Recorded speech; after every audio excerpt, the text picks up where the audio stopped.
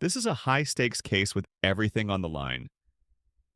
Gracie Segundo faces serious charges, and today we're diving into the shocking twists and turns of her courtroom battle. The judge is facing a tough decision, as emotions run high, and the stakes couldn't be higher.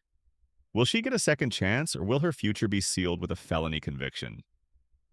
Stick around to find out, because this is about to get intense.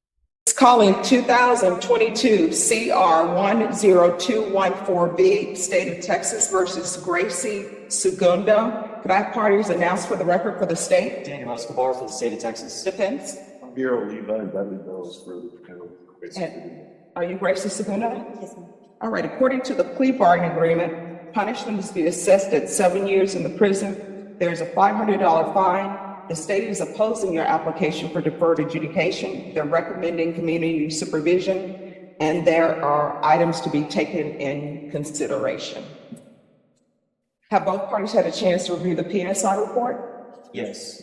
Any objections to the PSI report, state or defense? Judge, so there are some errors on the PSI report that we wanted to bring to your attention. Yes. So it lists the offense date as, I believe, November 16th of 2021, when in reality, the offense date that's on the indictment is October 16th of 2021. All right. And it lists that in the criminal history. There's an assault that was in the criminal history that it makes it seem as if they're two separate offense dates. Okay. And then I think in the, towards the back of the actual statement itself that Mr. Guido gave, there's a portion where it's talking about the co-defendant and that he's charged with ag assault deadly weapon. It's assault SBI. It's the same offense. Okay. We just wanted to make sure you were aware. All right, and the court is also in receipt of victim impact statement, and the court reviewed that without objections from the state or defense, is that correct? Yes, Your Honor. Yes, Your Honor. And the court is also in receipt of letters that defense presented on behalf of the accused, and there were no objections to the court reading those letters, is that correct, state and defense? No objection, state judge. All right, so the court has reviewed all of those documents. Your Honor, I also raised that the part of the agreement of coming back today was that the misdemeanor occurred on the same day of this alleged date. Was to be taken into consideration with CC. Hold on, we've just uncovered an error in the report. The defense points out a critical mistake regarding the offense date and criminal history. This could change everything. Stay tuned as we find out if these errors will have any real consequences on the case. County Court 4 case 969-3701. Yes, and the court does have that as a part of the plea bargain. And Judge, just to kind of expand on that, I believe as an additional part of the plea agreement was that she was to take responsibility for what happens as part of the TIC. Yes. All right, so my understanding, the complainant in this case is Rebecca Martinez? Yes. All right, and is that the Rebecca Martinez who's on the fourth court? Yes, Judge. Yes, sir. All right. President Courtroom. So that everybody can be aware, I do know Rebecca Martinez. She's never been to dinner at my house. I've never been to dinner at her house, but I do know her. We are colleagues, and when I see her, I say hello. She says hello to me. I may ask her about her day. She may ask me about my day. But I will tell you that my decision on this case is not going to be impacted by the fact that I know her. So if anyone has any objections to me hearing this, now is the time to say so. State? No. Defense? Your Honor, I have all the confidence that was fair and right in this case, so no objection. All right. So are there any witnesses that anyone wishes to present? State? So the state doesn't have any witnesses. The main thing that we wanted the court to be aware of was the statement of the complainant, which the court has already noted that they read. Yes. Defense, any witnesses? Your Honor, other than my plea and her arguments to you before considering sentencing in this matter, I will be speaking, and Mrs. Miller may say a couple of words, and Mrs. Miller's parents are present in support of her today. You can stand up with Mr. standing here in support of her today. All right, thank you. They will not be speaking. All right. So before I begin with your presentation with regards to the case to be taken in. Here's a shocker. Gracie is pleading guilty, but this isn't the end yet. We're about to find out if the court accepts her plea, but things aren't that simple.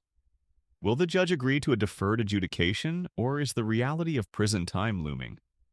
This is where things start to get real.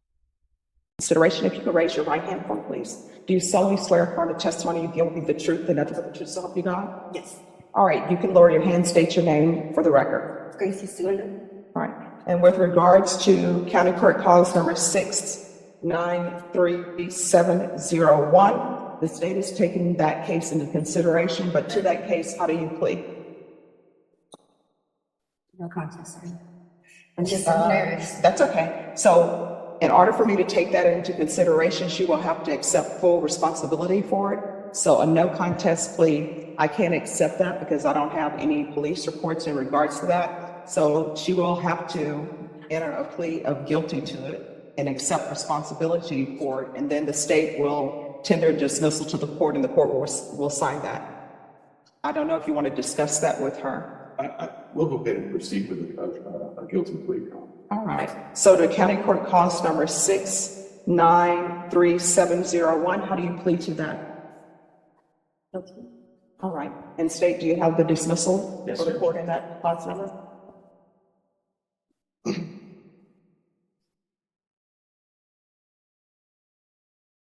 All right. So the court then will hear argument. State, you're opposed. The defense is playing their cards hard trying to humanize Gracie, but the state isn't letting up. They're pushing for a prison sentence, citing the severity of the victim's injuries. Can the defense convince the court that Gracie's future and her children are worth another shot? Or will the state's argument win out? To deferred adjudication. Yes, Your Honor. The reason why the state is opposed is because of the nature of the offense, the actual underlying facts. There was an assault that occurred where the resulting assault it created a lot of issues for the complainant. She was severely injured. Her life was severely impacted from that day forward, and she still feels the impact to this day. It's something that was senseless and didn't need to happen in the first place. So that's why the state is opposing deferred and is asking for probation. Defense. Your Honor, we're here because one incident can't define a person for the rest of their life. And this is very serious, and no doubt we take that very seriously. This is a felony charge. It's a felony charge that carries a very significant penalty. But Ms. Segundo, I think, has demonstrated a respect not only to others, but to life and to animals, and in her work and her career, in taking care of pets. Rarely do I have an opportunity to where a client can provide 32 letters of reference about how wonderful she is with caring for others. And that is the life that she defines herself with. We just feel like this should not define her as a felon for the rest of her life when she has 4 children as a single mother. We know that life is difficult and it's very, very, very hard. And she's having to raise 4 children on her own, ages 15, 14, 12, and 10. As a single mother, she has to be involved in their school activities and support their activities with FAA, and a felon cannot be associated with children and be around them in school activities. This would drastically impair her ability to be a mother to her children. And so she's really fighting to be able to continue to provide the love and the support of 4 children that need their mother so that they can become better than her and have a future. She lives in Houston. She leases a... And here we go. The judge is stepping in with some personal insight. Gracie's future may very well hinge on the judge's perspective. Will they show compassion, or will the facts and severity of the case weigh too heavily for leniency? She lived in that home for 3 years. She has good family support. As I've said, her mother and father are present. She has a high school diploma. She has been employed during this whole time. This case is 2 years old. 2 years this week this happened. And it's been 2 years that she has been experiencing this, and she has complied with everything this court has asked. She's appeared in court. She's traveled to Houston and San Antonio. She has fully cooperated. She has weighed all of her decisions and sought not to seek a trial, but to put the decision on deciding her future on you. And she made that decision because she felt that was in her best interest. She does receive some child support. She is willing to do everything and anything that it takes to give her this opportunity. I explained to her that deferred adjudication is a double-edged sword. You may think that you're not going to be subject to conviction, but in actuality, you are subject to all the conditions and behaviors for 7 years. We're asking you, Judge, to give her that chance, to give her the opportunity to prove to you that this one incident does not define her life or who she is or how she is as a mother or how she works. This case was very regrettable, and it should have been a day of celebration. It was after a football game, and she was acting in defense of another. She doesn't know the victim in this case. She doesn't know the judge. She never knew who she was.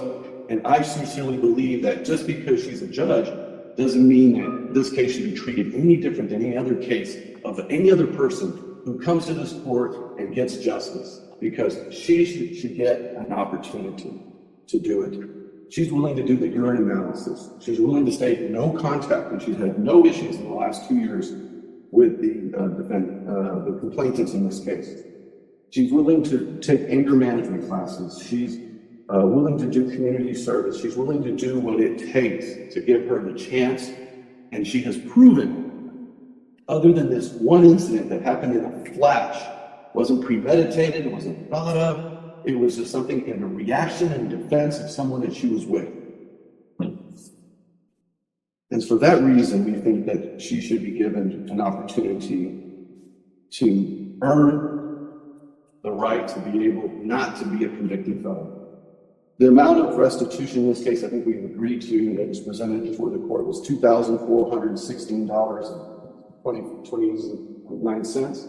We fully agreed to repay that. We will work hard every day to pay that back.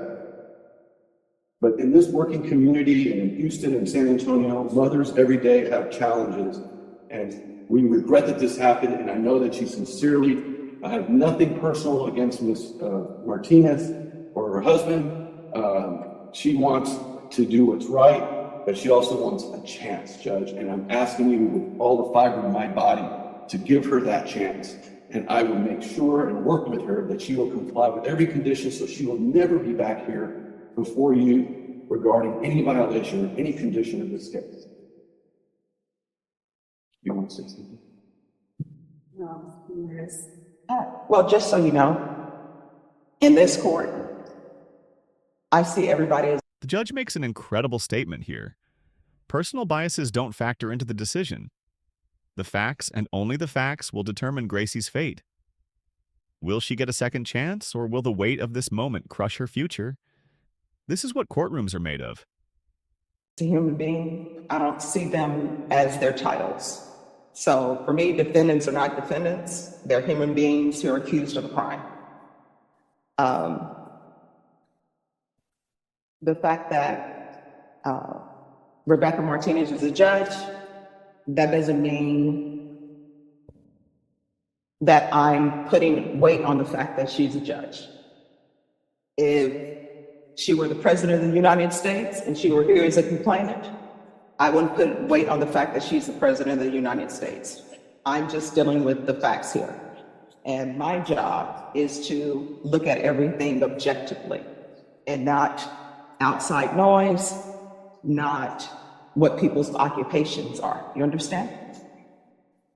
So I always reread everything and reread police reports and the PSI report, and I've read the letters.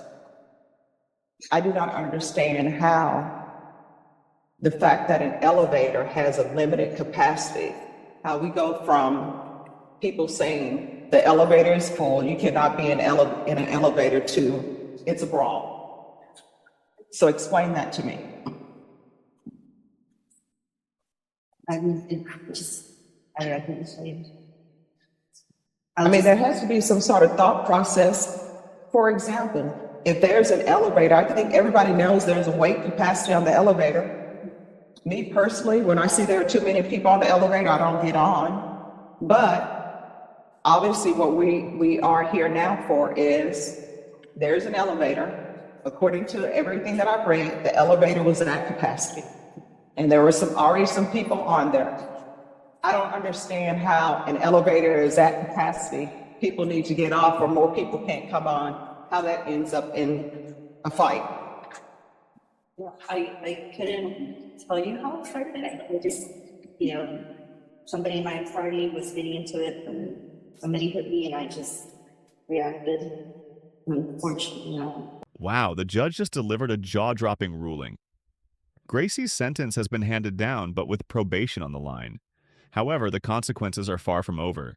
She still faces a significant restitution amount and ongoing conditions. This case is not over yet. I feel bad. Should never have done that. Shouldn't have got to that.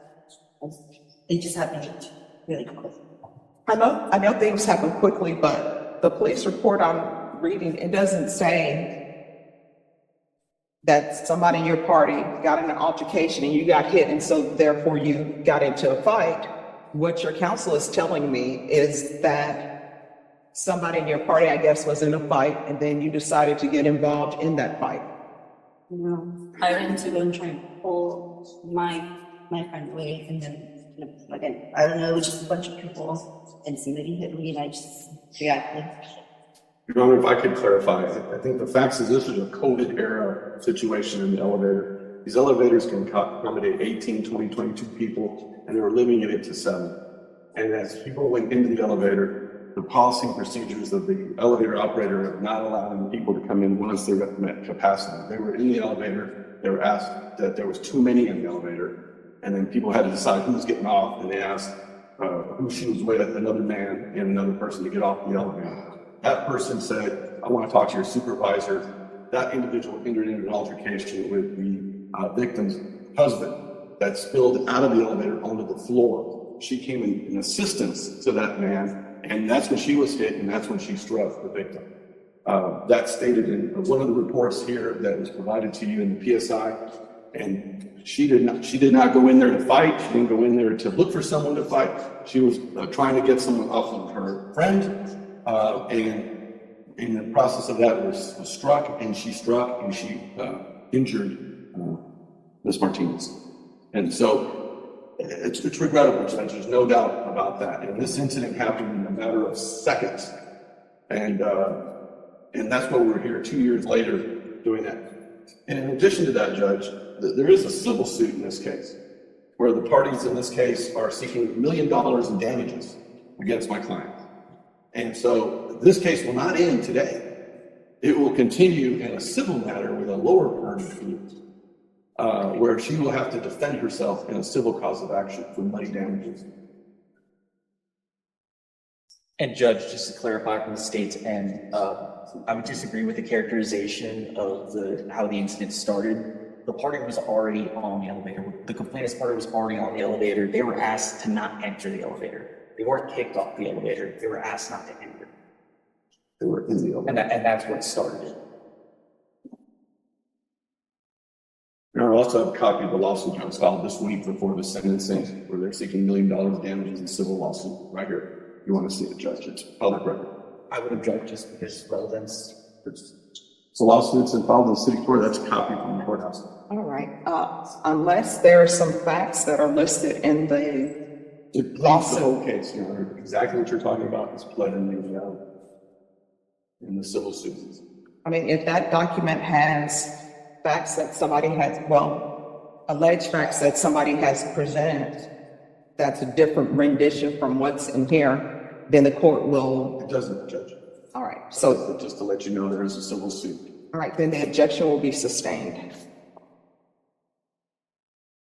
All right. Anything else from either side? No, Your Honor. No, no.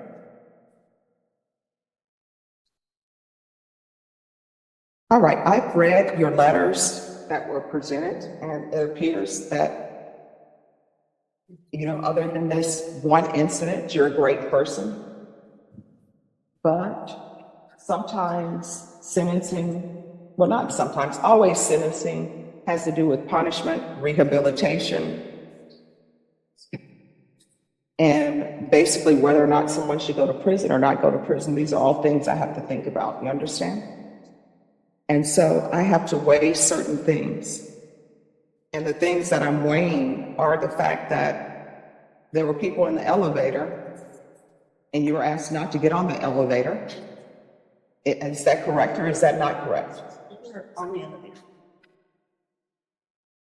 Your Honor, the elevator door was open. They entered into the elevator and they were asked, there were too many in the elevator, and the elevator operator asked people to voluntarily get off. All right, so there were already people on the elevator. Then you got on the elevator and you were asked to get out? I just walked in at once. All right. And then you were asked to leave. They said we need people to get on. All right, so why didn't you just get off the elevator? That's what I don't understand. You didn't decide that. She didn't decide that. It was a person that she was with, Your Honor. It is a defendant in the case that's in another court. So my question is though, if there are too many people on the elevator, and let's say you get on the elevator, it's a group of you, the elevator is already filled. I'm assuming, and correct me if I'm wrong, people were on the elevator, they had not met maybe their 7-person capacity. And then you and your group come on, and because of the number in your group, they've exceeded their 7-person capacity. And then they're saying, you all need to get off the elevator and wait. Why not just get off the elevator? That's what I don't understand. Even if you're with somebody in your party who says, I'm not getting off the elevator, why didn't you just get off and I'll wait for the next elevator, I'll take the stairs? I don't understand. We had already gotten off 2 for us, so we said, like, you've been waiting, we didn't want to be the ones to get out. And was alcohol involved, or people just don't want to take the stairs? Football game, Judge. Does anybody want to, I know the complainants are here, do they want to say anything to the court? No. Okay, Oh, Your Honor, may I have one moment? yes. Your Honor, I'm going to call case questions. Okay, He's not a victim in this case. Why would he? I mean, we'll see what he has to say. I don't know if he's a relevant witness or not, but if he were present at the scene. I would think that the person involved is the one who's, in this case, is the one that would need to address it. He's had his day in court. He has spoken before the court. I don't see why he needs to speak in this case at sentencing. All right, you can call your witness. State call standard Martinez.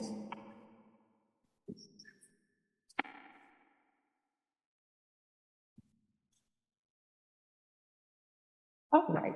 Your Honor. You're welcome. If you can raise your right hand for me, please. Do you solemnly swear or affirm the testimony you give will be the truth and nothing but the truth, so help you God? I do. All right, you can lower your hand if you'll state your name for the record. David Martinez. All right, state. Mr. Martinez, from your memory, what occurred on that day? On that day, we were in line to get into the elevator. The capacity in the elevator, of course, as you mentioned, was 18. But because of the COVID era, there was an elevator attendant there. He said only 8 could be allowed in. We were 3 couples and 2 children, which were a total of 8. As we walked in, we were in the elevator. They decided to come in behind us. The elevator attendant told them they need to step out. It's full. They had been intoxicated. Her friend. Objection, speculation. Overruled. No, No. Yeah, that's the thing. You cannot address the attorneys.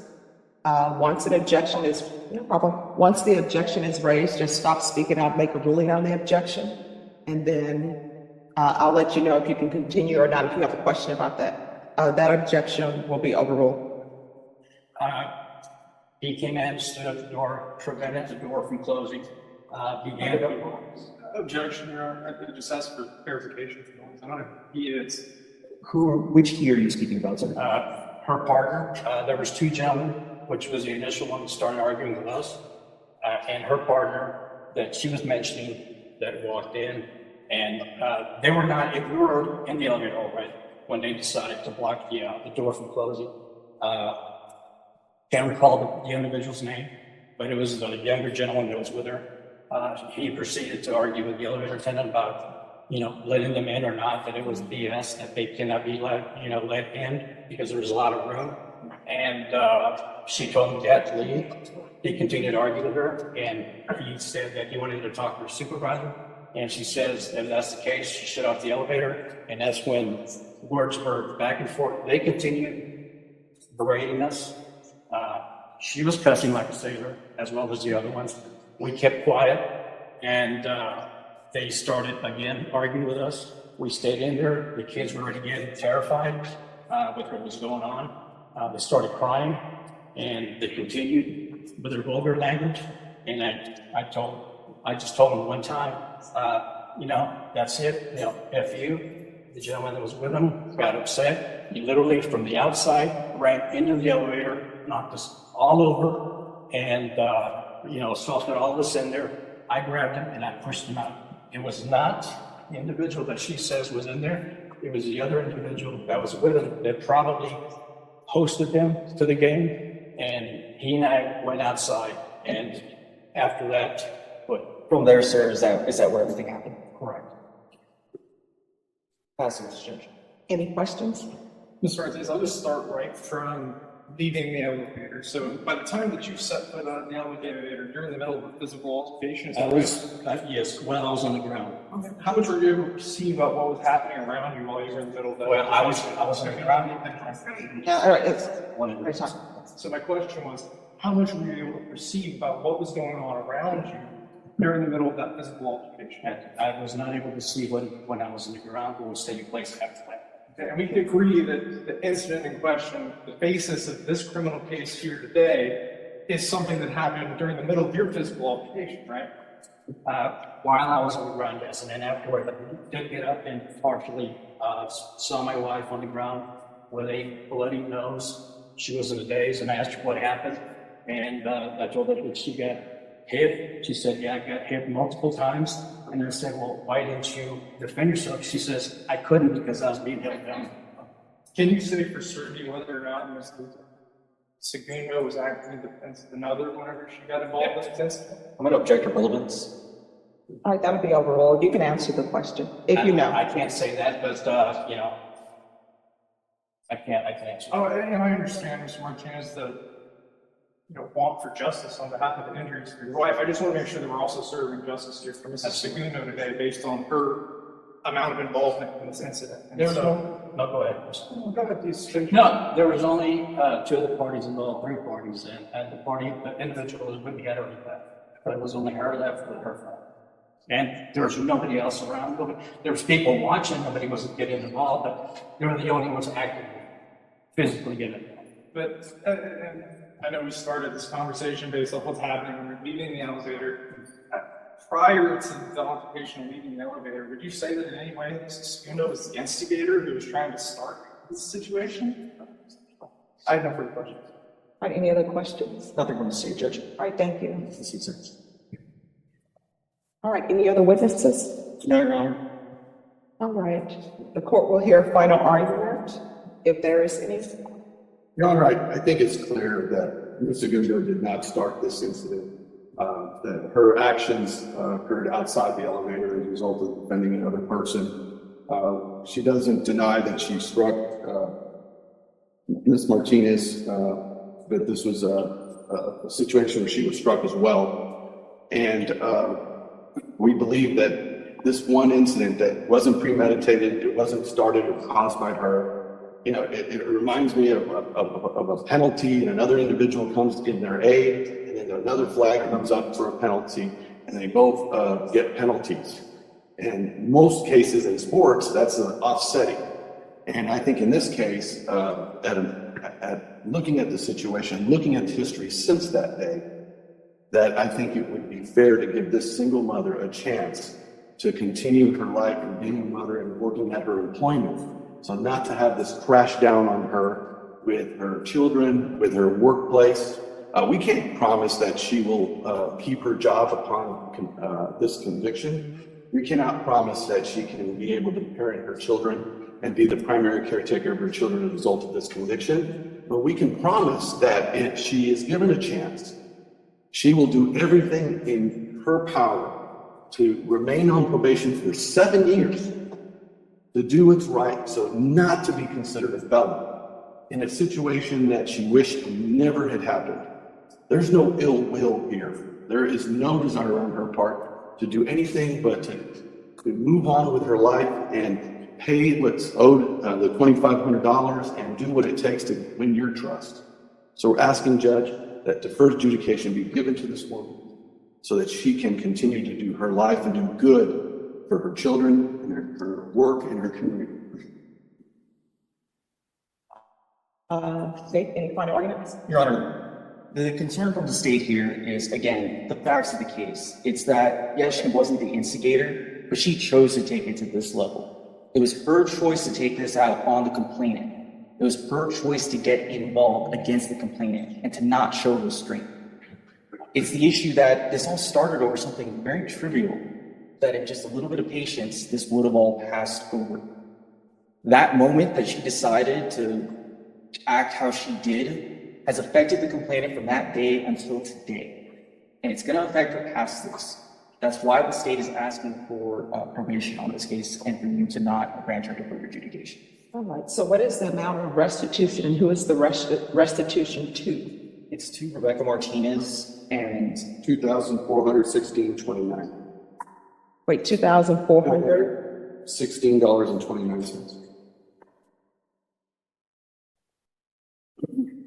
And also in the plea bargaining agreement, it says restitution to, Jeanette Rojas. yes. Your Honor, so we haven't gotten any medical or conclusion from there. We would ask restitution to be determined on that amount. All right, so with regards to the restitution to Jeanette Riojas, if there's a restitution amount that's submitted to the court and you all have objections to it, we can have a restitution hearing. Thank you. And I'll just write in that there's to be a restitution hearing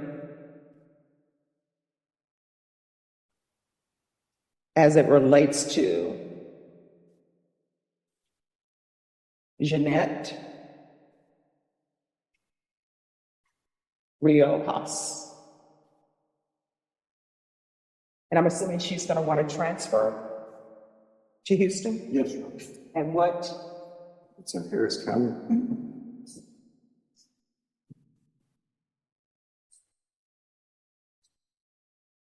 All right, Ms. Segunda, I've listened to all arguments. I want you to know I paid very close attention to the arguments that were presented, to the witnesses, and to all of the documents that the court reviewed. I realize that sometimes when things happen, it's just a Snapchat of somebody's life, right? It doesn't mean that the person is a horrible person.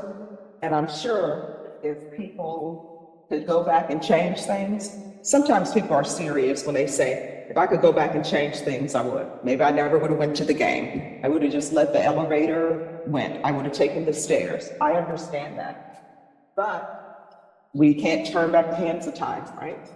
And the problem in this case, and one of the things that I'm looking at is the fact that the complainant has serious injuries. And it has nothing, my consideration on whether they're a judge or not, that's not playing any factor in my decision. If she did not have that occupation, let's just say she worked at the HEB, for example, then based upon her injuries, she wouldn't be able to work at the HEB, she wouldn't be able to stock, she wouldn't be able to stand and be a cashier. I don't know what they would have her doing at the HEB. You understand? So her injuries are very serious injuries. And I've read the report that was given to me about her injuries, and I've read the PSI report, and I've read the police reports, again, in this case, because I always like to review things. So I understand that you're very sorry for what happened, but sometimes, yeah, it's great that you're sorry, it's great that you've internalized things, but there is still some punishment associated with it. And I understand that sometimes when people have felony convictions, they say, well, now I can't do this, I can't do that, I can't do this. But then when you look at the complainant has some lifelong issues. And that's the report that I was given and that your attorney has read. The injuries that she suffered are not going away. And from the report I read, it sounds like they're never going away. She's always going to have those injuries. And I think you know that when people have broken bones, there's a change in the weather, their bones ache. I have it with my fingers because at one point in time, all my fingers were broken on my left hand. So I know when the weather's changing, it gets a little bit painful, not unbearably painful, but it does. So those are a whole host of things that happens when somebody suffers the injuries that she suffered.